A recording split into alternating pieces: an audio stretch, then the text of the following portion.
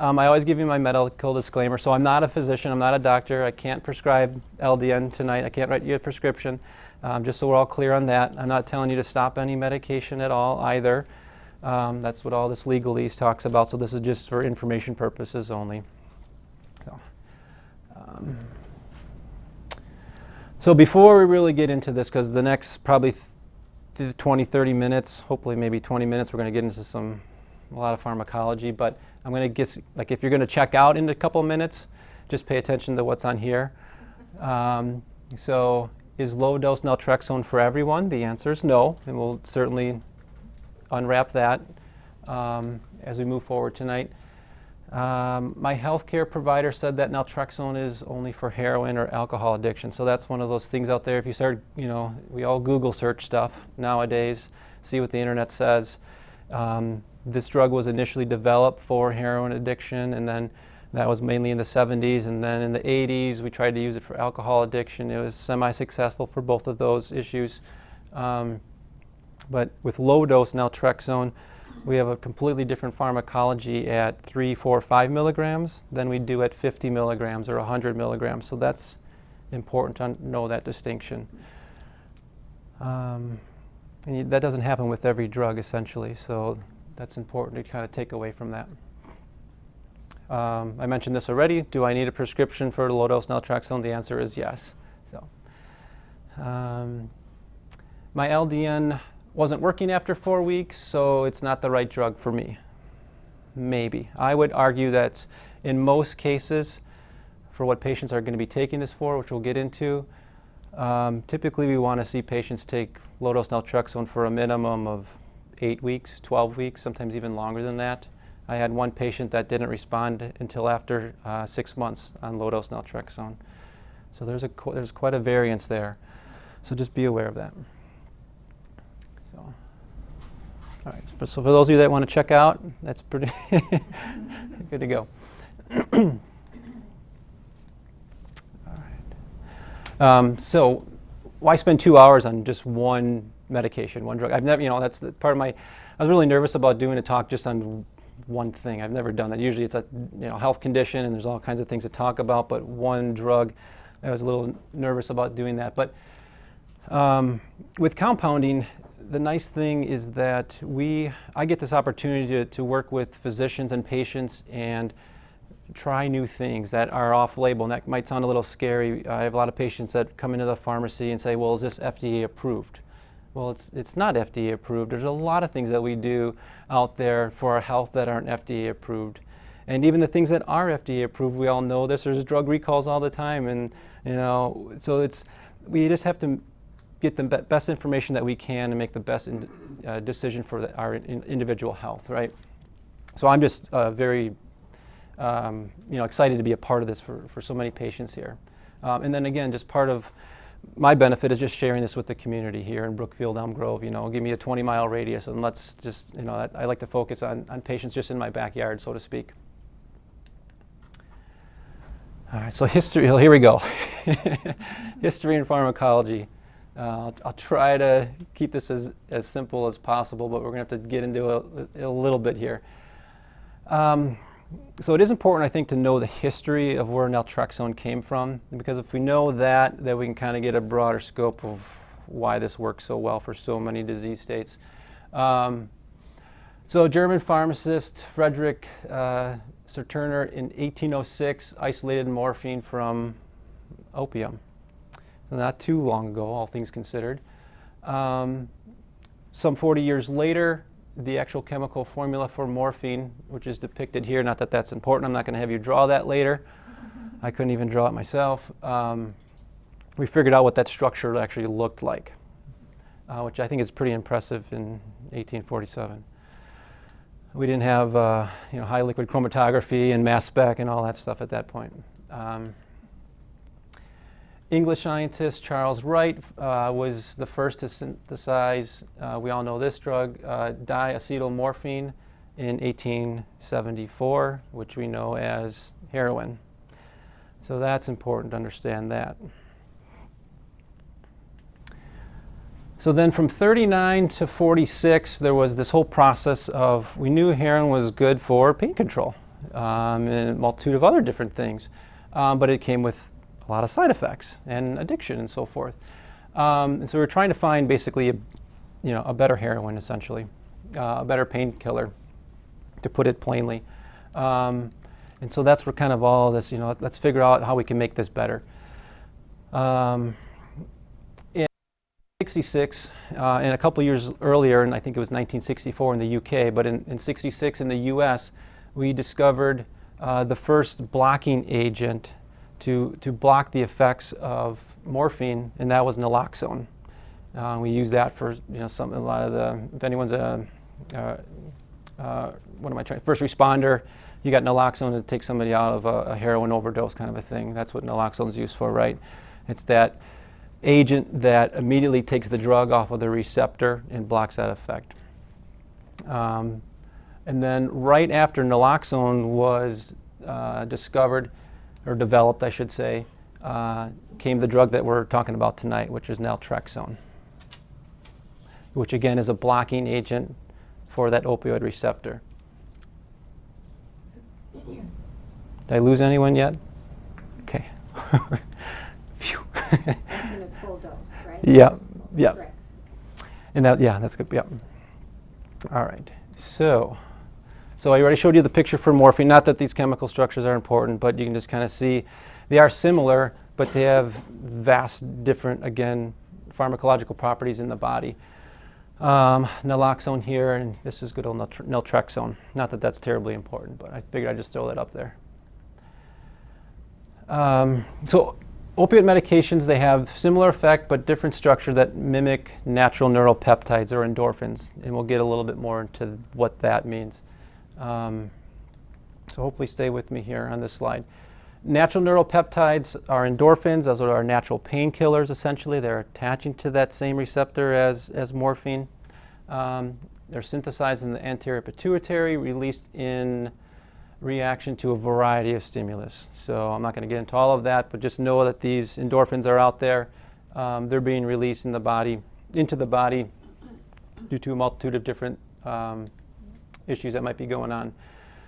So these peptides, again, they essentially, I call them like the runner's high. We've all heard of that term, I'm sure. You get this rush of endorphin release, and you think your body's going to break down after running. I don't run. I think running 3 miles is long, and I'm like, how do people run a marathon? I just can't get my mind. I think their endorphin level must be through the roof. That's what I think. Hopefully it is. But these endogenous neuropeptides, these endorphins, they exert this pain-relieving effect, both in the peripheral nervous system and centrally acting. And then from there, when we get into the peripheral nervous system, I always think of it like the wiring. I do a lot of home remodeling, so I'm doing all this off-label electrical work in my house. I'm not hiring the electrician. Opiates bind to the, and I don't want to get all into this, but the presynaptic terminal and prevents the release of substance P. Substance P is the substance, when that product is released, causes the transmission of the pain signal to go forward. Okay. So the end result is pain signaling that can't be transmitted, or the switch is blocked when you've got those endorphins in place attaching to the opioid receptor.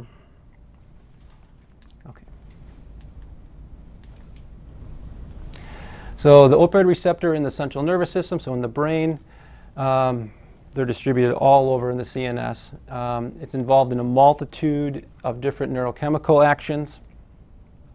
Opioid receptors in the central nervous system act to inhibit pain by modifying the release of a potent neurotransmitter called dopamine. So this is where we get into, when we get that addiction property, we're getting this release of dopamine. And that's just that, I'll get to the next point here, is the happy chemical, right? What's going on there is, so dopamine is released dopamine release is controlled primarily by GABA, another neurotransmitter. I think of GABA in the brain as the brake system of the brain. If I've got GABA around, like we actually sell GABA, probably right behind me is some GABA, or here's some liposomal GABA, better absorbed. That's like pumping the brakes in the brain. It's slowing down the dopamine release. But if I'm taking morphine, guess what happens? That GABA is taken away, and so now dopamine just floods the system, and you get that addiction, that high effect, because now GABA's gone, and dopamine is just kind of ruling the roost at that point.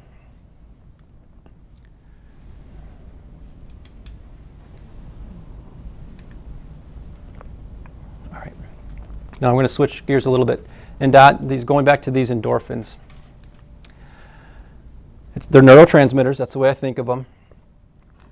They're potent regulators of growth, and we're going to delve into a little all of this. They're regulators of growth, potentially good and bad. We still have to kind of figure all this out yet. They're important with cell repair. These endorphins help to stabilize the immune system, and then the endorphins are also just in general good for overall well-being, is the way I described it. Pretty vague term there, but they do a multitude of different things. That's why, I keep thinking of that runner's high. Think of endorphin release, just this kind of euphoric state, in a controlled euphoric state, if you will. So here's just a list of different endorphins that are released in the body. They all have certain different properties that are working in our body. I'm not going to get into all of that tonight, but there's just that you know that there's different ones out there hitting different receptors, having different effects. And then just like endogenous endorphins that are hitting the opioid receptor, we've got, and again, hopefully some of these drugs are familiar with some of you, synthetic opiates. So we've got, Demerols on here, morphine, which we talked about already, codeine, Darvon, I think fentanyls I put on there, methadone. They all have different properties to them, good and bad. They all hitting different opioid receptors. They all have different lengths of time in the body, and so on and so forth. So there's a lot of different chemistry going on here with different opioid medications that are all hitting essentially the same class of receptors. Again, used for pain, sedation, antidiarrheals, all different types of things. Hang on with me, I got like 3 more slides of this stuff. So these receptors that morphine is attaching to, heroin's attaching to, all the different synthetic drugs, all the endogenous endorphins. There's 4 main types. Not that all these types are important, but just that you know there's different classes of these opioid receptors in the body, and there are different places in the body. There's 3 of them that are on the outer membrane. There's one that's in the nucleus, essentially, that's we'll get to on one of my last slides. The main one we're going to talk about tonight is the mu receptor, which is used for pain relief, respiration, GI motility, and inflammation. I'm not going to talk much about delta and kappa. And again, this nuclear receptor, which is important for growth and healing, we'll get to that towards the end of this of the presentation. It's got some neat properties to it that LDN helps interface with. So that's where you kind of see we got different subclasses of receptors all over the body, doing different things. LDN is interfacing in here. We don't know exactly all of the specifics of it yet, but this is where we're going to start teasing apart how it can help with, something as simple as just reducing inflammation, but then at the same time it's helping to heal somebody's cancer. So, when you're referring to inflammation, are you referring to the body's reaction to inflammation, i.e. your perception of pain, or the actual inflammation in muscle tissue or some of the tissue itself? Just the chemical reaction of inflammation. Okay, so we're not talking brain. Correct. Thank you. I think this is one of my last slides on all the pharmacology. So there's, with naltrexone, so with morphine we're activating, with naltrexone we're not, we're blocking. So in the world of pharmacy or in medicine, activation of a receptor is called an agonist. I always think of it as a lock and key analogy. So if you put the key in and the lock opens the door, that's your agonist. You're activating something. You can maybe open up the door partial way, that's a partial agonist. Or you could put a lock or I'm sorry, a key in the lock, and the door just stays shut. And then that prevents another key from getting into that same door and opening it. And that's when I always think of naltrexone that way.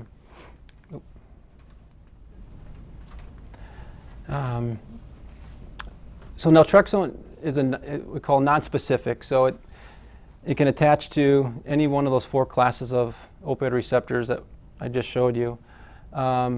It's a long-acting opioid receptor antagonist, so blocking those receptors. This is at general high dose, 50 milligrams or above. So I'll circle back to this in a moment too, but just keep that in mind. When you're looking at long-acting, there's some potential issues there. So we'll kind of circle back to that in a minute. So again, at low dose, there's a debate on what is that? What is low dose? Is it? I've seen dosing here at this pharmacy anywhere from 0.5 milligram all the way up to 12 milligrams. And I would even argue, even in that range, there's quite a variance of response. So dosing is very tricky with LDN, in my opinion. I do think, and this is all just, again, anecdotal on my part, but I think the upper limit in my mind is 6 milligrams. I don't have anything other than just patients reporting back to me that information, but just to kind of keep that number in mind. We do know that naltrexone decreases inflammatory cytokines, so that's one mechanism that we are aware of with naltrexone. I mentioned this already. It's an FDA-approved drug back in the 70s at a 50 milligram dose. The thing about naltrexone in general is it's a generic drug. It's basically dirt cheap. The problem is that you're not going to get a lot of funding for something that you can't have proprietary ownership over. And so that's where the other problem is with this drug. Try to find somebody to fund a multi-million-dollar study, and then somebody can anyone can make naltrexone. Any pharmacist that knows what they're doing can make naltrexone. There's no money in it, essentially, to be honest with you. But it can help a ton of patients. That's why we're all here tonight. What can this do for me? One fun fact, molecular weight is 377. Not that number is terribly important, but the important part is to know is that it's under 500. Why that's important is you can actually get it through the skin. So there's some application there that we'll talk about. I have one more slide. Okay. So naltrexone has a low affinity, I'm going back to this mu. It was hard to kind of get all this in, but so going back to the mu opioid receptor, just that one specific subclass of receptor, has a low affinity for encephalin, which is an endorphin, and naltrexone. That opioid receptor, if it's stimulated, inflammation is decreased. So if we stimulate that receptor with encephalin, we're going to get reduced inflammation. LDN acts as an antagonist, so it blocks that receptor, which you'd think, okay, if I block that receptor, I just told you that inflammation's decreased when it's stimulated. You would think inflammation would go up, right? But what's happening in this particular situation is I'm tricking the body. So I'm putting a drug in that place, on that receptor, on that mu receptor, and I'm blocking it there. So now that endorphin can't go in and reduce inflammation for myself. I can't get my runner's high. But I'm only going to do that for 6 hours at night while I'm sleeping. And then when you wake up in the morning, well, hopefully you sleep 8 hours. So at 4 o'clock in the morning, that LDN's gone. And during that 6 hours, the body's like, something's not right here. I'm going to start cranking up more endorphin production. So then 4:30 rolls by, and you feel really good now because now you've got all this endorphin built up over the last 6 hours, and now that inflammation is going to go way down. That's the neat thing about LDN right there. And that's just one thing that we know. And there's a lot of other, I'm sure there's a lot of other pharmacology that we still haven't figured out about naltrexone. We've come a long way, but there's still more ways to go. So if you're going to take, it's just tricking the body. Yep. I'm going to try to summarize what I just talked about. So, what you just said. So many, or Janice just said, many diseases are expressions of the malfunction of the immune system, or inflammation, essentially. The immune system is regulated in large by endorphins, which have a primary action on opioid receptors. Blocking opioid receptors briefly, so not at 50 milligrams, which are long-acting, but only 3 milligrams, 4 milligrams, 5 milligrams, using LDN causes an upregulation in the production of endorphins, which can act as an immune modulating way to correct immune system malfunction. So that's where you get into the whole, I mean, there's so many autoimmune diseases out there now. I mean, I see 50, 100 patients a day, and I'd say half of them have some type of Hashimoto's, rheumatoid arthritis, psoriasis, the list goes on. And that's where I really see LDN benefiting a lot of patients right there. Maybe you'll say this later, if so.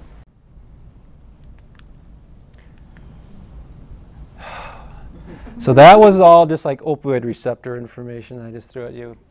But there's a little bit more. I'm just going to share this next slide with you, but I'm not going to delve into it. So there's more than just that opioid receptor that LDN is interfacing with. There's something called toll-like receptors, TLRs. They're involved with, again, the immune system in a slightly different way, against more invasions, infections, that type of thing. So what's going on here, let me just click on the rest of these. So toll-like receptors are found in the immune system, in white blood cells all over the place, mast cells, monocytes, neutrophils. These receptors, when they're activated, leads to pro-inflammatory cytokines. Well, that's not good in general. I mean, when you do have an infection, you do want, quote-unquote, an inflammation, and you want this response. You want to wake up your immune system and say, hey, there's an attack going on. Let's join the party and kill the virus or the candida or whatever, the Lyme, so on and so forth. And that leads to inflammation. So not all inflammation is bad, right? We know that. Leads to activated white blood cells to kill the intruder. That's a good thing. But this system can get out of control. The toll-like receptor can get overactivated. It can turn on the master switch of inflammation, NF-kappa B. Not that that name isn't very important, but I think of it as the master switch. When these toll-like receptors get angry enough, essentially, get activated enough, the NF-kappa B switch goes up, goes on, and it's hard to turn that off, and that just releases the floodgates of inflammation, and then your body's just out of control. And it's a typical.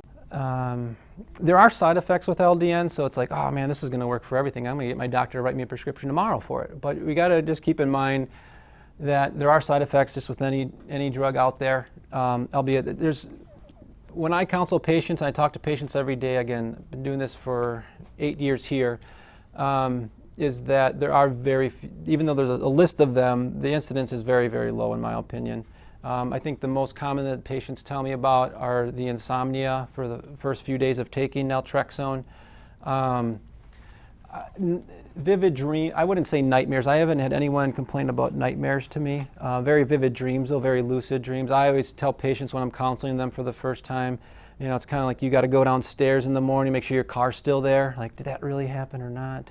That kind of stuff. I don't know if that's true or not. I haven't had anyone complain of the GI issues or headache. Hyperthyroidism, we'll get into that later on. I have a few slides specific to thyroid, so I'll skip that for now. The chill, the flu-like symptoms, I would argue that's more of an indirect cause, because if you're improving your immune system with naltrexone, you're almost like a detox effect, like a Herxheimer kind of a reaction. I kind of think of it that way. So yeah, it's still listed as a side effect. It says just to cut the dose in half, continue with the titration upwards after symptoms resolve. So I just think you got too much of a good thing too quickly. That's how you evaluate that. Liver enzymes, I could only find of one documented case where liver enzyme elevation was an issue. There is more out there, but it just says a lot of these side effects are easily manageable if you do come across them. You're working with your doctor on this. Renal function, again, extremely rare. Even if you have stage 3 or later, you could still use LDN, just have to monitor with your doctor. Yep. If your doctor And my next slide, look at that. Did I say the right thing? Did what I say match it? So yeah, I was close, right? 1.5 to 2. Titrate up by, I think this is a little bit too slow in my opinion. Titrate upwards by a half to 2 milligrams. That's what I was mainly reading in the literature. Personally, from the doctors that I work with that mainly prescribe this, they go up usually by about 2 milligrams every month. So they'll usually start somebody at 2 or 1.5, and then let's just say 2. And then a month, 30 days later, they'll bump them up to 4, and then 30 days after that, they'll bump them up to 6. Or I usually see 1.5, and then 3, and then 4.5. Usually those two schedules I mainly see, like 90% of the time, that's what I see. Average dose 3.5 to 6. Again, titration is not always necessary. I mean, there's plenty of doctors that just start patients at 4.5. Those patients, majority of them, I would argue, at least the patients that I talk to, don't even have any side effects. They just at 4.5, boom, right out of the gate, and they're fine. So, yeah. And do they see the improvement quicker? 'Cause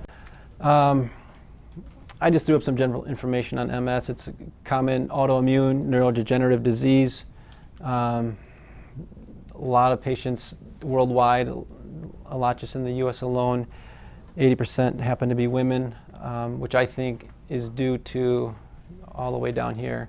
When you get into environmental factors in MS, obviously pathogens, toxins, but you get into hormone, endocrine, sleep deprivation, and stress.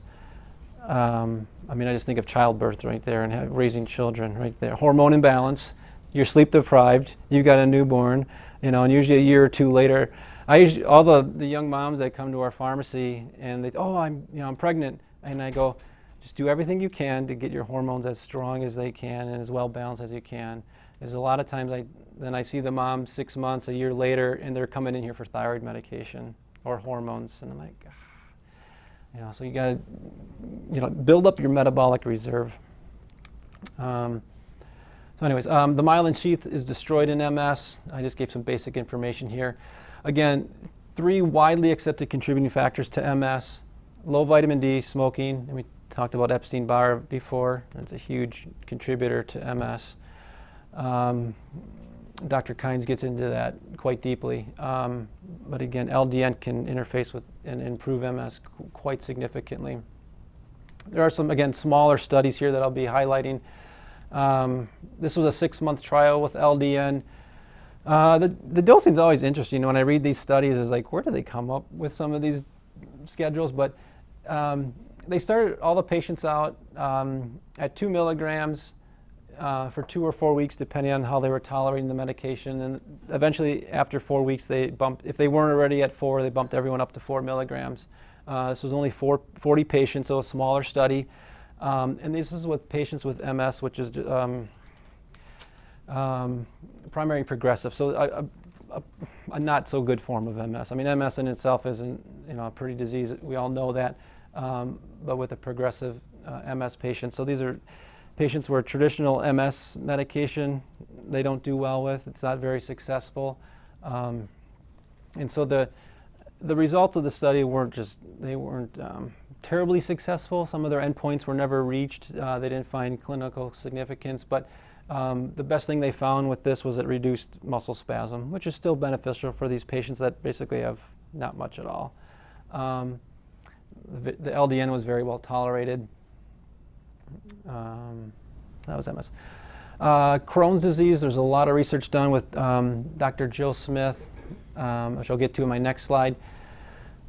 With Crohn's disease, I see this in traditional pharmacy. I saw this all the time, treating with steroids and NSAIDs. That's the traditional pharmacy that we were taught. A lot of the biological agents patients end up reacting to, developing resistance to. So Dr. Smith has some really nice clinical trials that show the benefit. I think I have it on the next slide here. 14 patients. This was on children age 8 to 17. And this was randomized, placebo-controlled, which is nice. It gives us a stronger study to really isolate that the LDN was doing the work. Don't ask me how she came up with 0.1 milligram per kilo on these kids. I'm not sure where that came from. I didn't get that far into it. She only did the study for 8 weeks. Outcomes were pretty significant. 25% entered into remission. Again, this is only 14 patients, but still, I think that's impressive. 67% had improved symptoms. So I think that's a huge win. And so my one best story with LDN and Crohn's, I mentioned earlier about like how long does it take for this stuff to kick in. I had a dad that came in here, this was a couple of years ago now, but it took 6 months for his 12-year-old boy. It finally cleared up his Crohn's completely. They're just ready, they had the surgery scheduled to resect his bowel, and the LDN finally took hold, and it was gone. I mean, just completely gone. He was one of these guys. Right? He wasn't in the study, but completely in remission. It was the coolest thing I ever saw. I mean, the dad was, you could just see him every month he came in and filled his script, and he was ready. I could just tell he was ready to give up. It can take time for LDN to kind of kick in and start working, so be patient with it.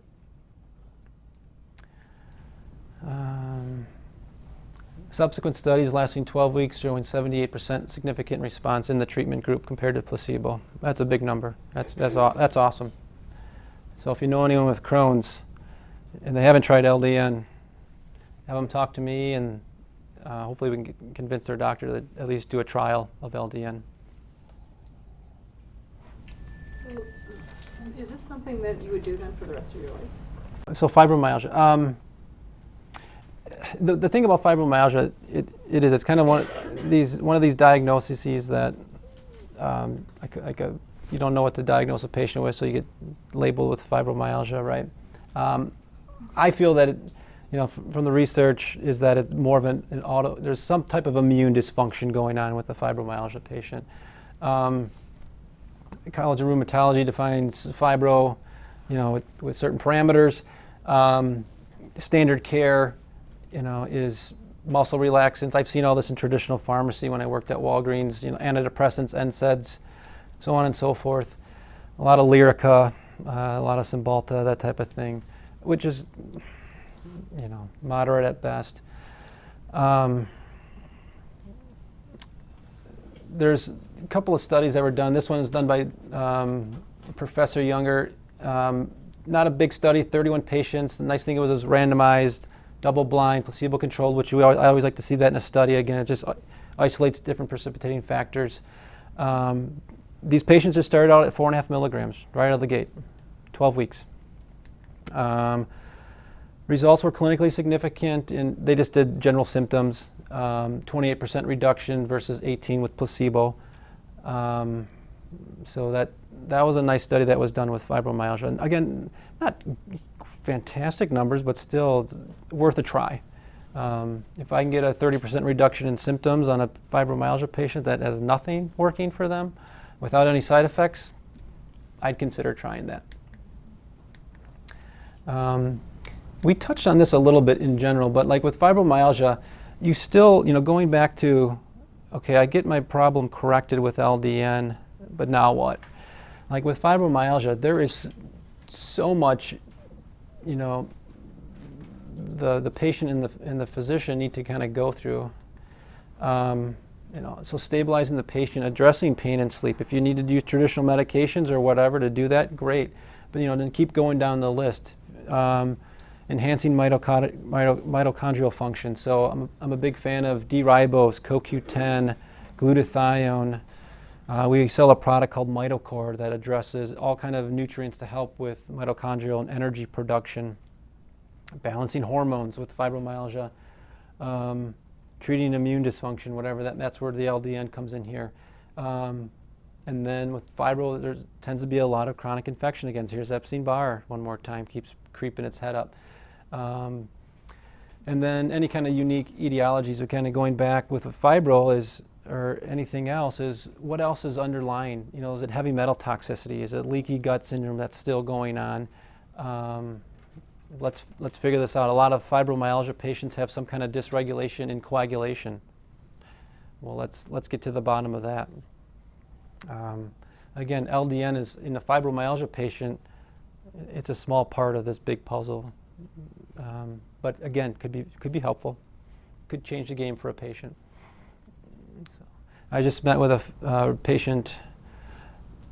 Honestly, like, one of the issues is that when those 20 patients that come in to pick up their LDN every day, I don't know what they're taking it for. I mean, I have to ask them. I mean, when the doctor writes the prescription originally, they don't tell us the diagnosis.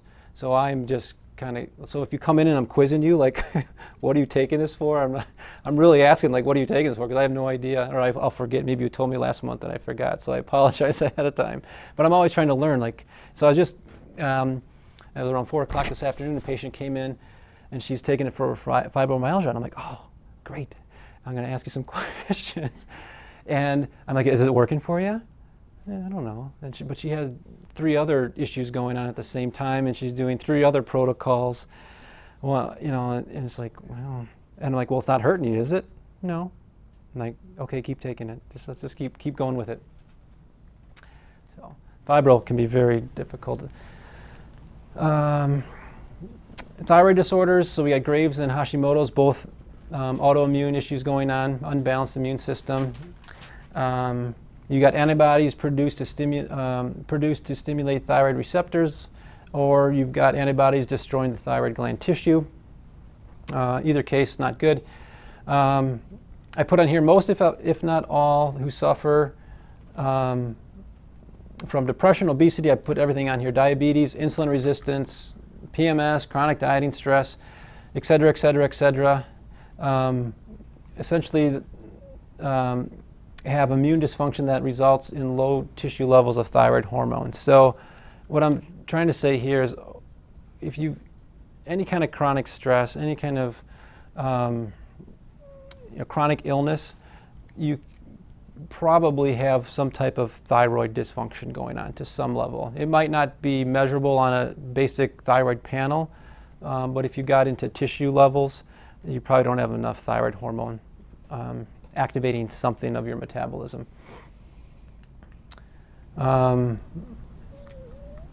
If you do have a thyroid disorder, especially autoimmune, I have said this before in my thyroid talk, don't just get a TSH measured. It's just not enough information.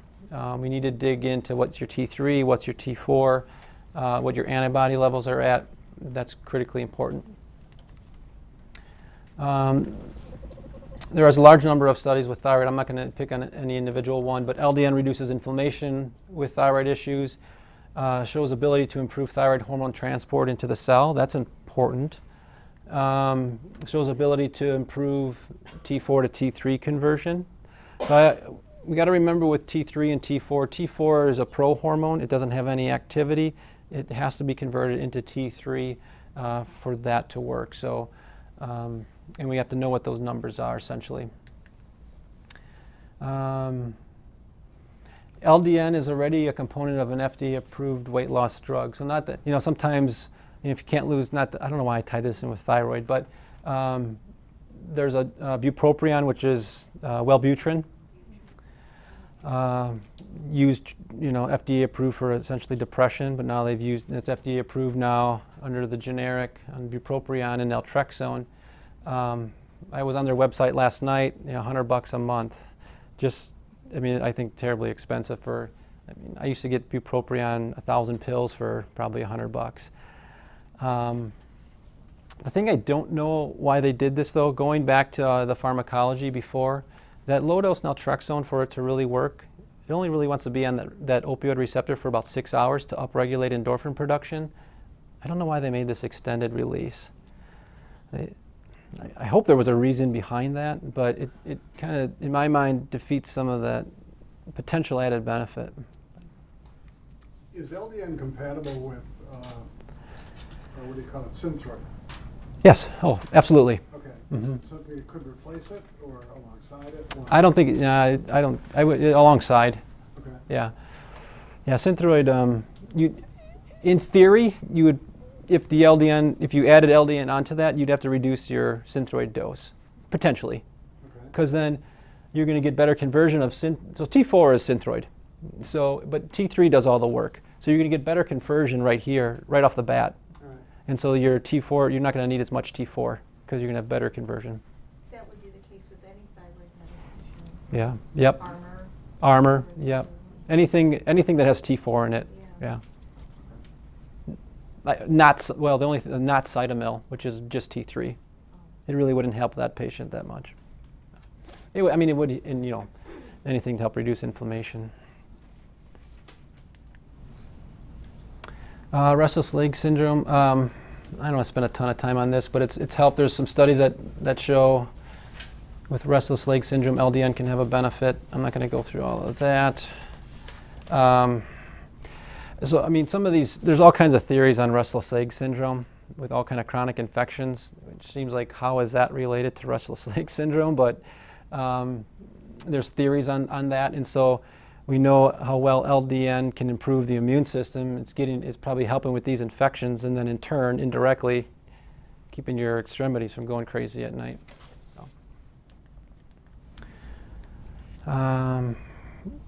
So this is like, we covered a lot of ground already. I feel like. Depression. Talked about that runner's high. We're just increasing that endorphin production. So LDN could play a role just in depression alone. Again, more research needed on that. Autism. I know Dr. Norman Schwartz used to prescribe a lot of topical, a lot of with autistic patients. They have a lot of, just texture sensitive, things that they don't like swallowing a capsule. So mom or dad would come in all the time and get naltrexone cream to rub on their kid, and that worked tremendously well. Or Dr. Greg Brown. So if you know of somebody with autism struggling, might be worth checking out one of those two docs that can help with that. And they've both prescribed LDN. I know that. I talked a little bit about cancer already. This Dr. Biari, treating a lot of patients with LDN. A lot of success that he's published with treating cancer, but none of these are clinical trials. They're just case reports, patient case reports. So if you remember back to like slide number 6, I think it was, this is where LDN is attaching to not the 4 classes of the opioid receptors, but that growth factor receptor on the nucleus. That's how LDN helps with osteoporosis. So it's like, how does this drug help with everything almost? Another study done here. This was done in a mouse model, so we got to kind of keep that in perspective. So it says this wasn't a human clinical trial. And so administered LDN for 28 days. I couldn't find the dose on that. But anyhow, significant increase in femoral bone mass, bone formation, and osteoblast number bone surface value. So all in all, it improved their bone structure. So definitely more studies can be done with that. Could you take LDN if you're also taking progesterone and estrogen supplements? Because don't those hormones also help with bone structure? Mm-hmm. Different receptors, but yes, you could take it together. Mm-hmm. We'll get into more topical in just a couple minutes here too. So, not to throw another wrench into this whole equation, but so when you get into the back issues, the pain, that kind of stuff, getting that pain relief effect, there is something called ultra. I was going to talk about it, right? You got ultra high def and ultra now. There's an ultra low dose naltrexone out there, which is 200 micrograms, so 1/5 of 1 milligram, super low dose. You would think this is like homeopathy at this point, but I promise you it's not. You can measure these levels. Let's see, so it says addition of ultra low dose in opioid medication shows promise. So what I'm talking about right here is that if you're using a 200, and there's studies, I've got them, well, I don't have my binder with me, but there's published studies that are using 200 micrograms of naltrexone with an opioid drug. I can't remember which one it was, if it was Vicodin or oxycodone or whichever one. It would actually enhance the effects of that painkiller for that patient, alleviate tolerance of narcotic pain medication, alleviate physical dependence, which is nice, so you don't get that addictive property as much. Reduces addiction, reduces daily dosing by as much as 30%, hence reducing side effects. So if you can get somebody's pain medication down 30% to that patient, that's huge, because a lot less, the more pain medication, the more side effects, essentially, the more constipation, the more drowsiness, the more so if you can give somebody, just sprinkle in 200 micrograms of LDN, fantastic, great. There's a problem though. So there was a drug out there. It was oxycodone and naltrexone called Oxytrex. It actually failed phase 3 clinical trials because of a high dropout rate. I don't know why there was such a high dropout rate on this study.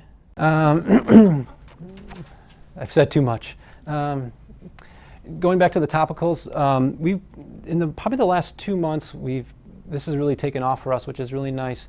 In patients with psoriasis, we've had a couple of patients where their lesions are just, you can barely even see them. It's awesome. It's very cool. There's a company down in Texas called PCCA, national company that helps other compounders out, but they've got case reports published showing very promising results. This base is actually therapeutic in and of itself. It's just good for tissue healing in general. I won't get into all of that, but the Zematop is, I think, important. You could argue you could just put it into any cream and slap it on your skin, but I think the Zematop does a nice added benefit. Results seen as early as 2 weeks. And you can use LDN for all kinds of inflammatory eczema, psoriasis, dermatitis, and get that skin to heal up quite nicely. Wounds that are difficult to heal. Wounds that are possibly, yeah, if there's a lot of inflammation involved with it. So we talked a little bit about contraindications, a little bit, but like if you're on narcotic pain medication. So I just talked about the ultra low dose, which I'm just kind of conflicting myself right now, but if you're on Vicodin, the oxycodone, so on and so forth, and you want your LDN to work for your fibromyalgia, you can't do that essentially. You got to kind of pick one or the other, or even like tramadol. Tramadol is kind of a question mark one, but I would still argue if you're going to be on tramadol, the LDN is really not going to have a place to dock and sit and do its work for that 6 hours. So you got to keep that in mind. Patients on immunosuppressants, kind of conflicting opinion on that. Some people say it's fine, some don't. I'll let you and the doc work through that one. Naltrexone is a category C, so that's based on 50 milligrams. So I mean, I can't tell you, again, not liability-wise on mine, like I do, and I get this call probably once a month. I've been taking your LDN and now I'm pregnant, what do I do? I'm going to tell you, you're going to have to stop it, because I don't have any proof that says otherwise. Have patients taken it and they're pregnant? Yes, they have. There's a doctor out in England that uses it, and he's gone on record saying he's given all of his patients that were pregnant LDN without issue, but there's not a lot of concrete data out there. So I just say evaluate that one with your doctor. We talked a little bit about this. Best time of day to take it is at bedtime. Endorphins are mainly made at night. This is not an absolute, but if you want to maximize the benefit of the naltrexone, I recommend taking it at bedtime. If you get that insomnia effect, then just take it in the morning. So, but check with your doctor on that one though too. Starting dose, we talked that one. I said, or whichever you and your doctor decide. I mean, like I said, some of these studies do patients on 4.5 milligrams right out of the gate, just fine. Final take-home point. Again, low-dose naltrexone enhances our own body's production of endorphins, leading to reduced inflammation and enhanced immune system function. So that's kind of it. I mean, that's a pretty simple statement for what we just covered, but that's what it's doing.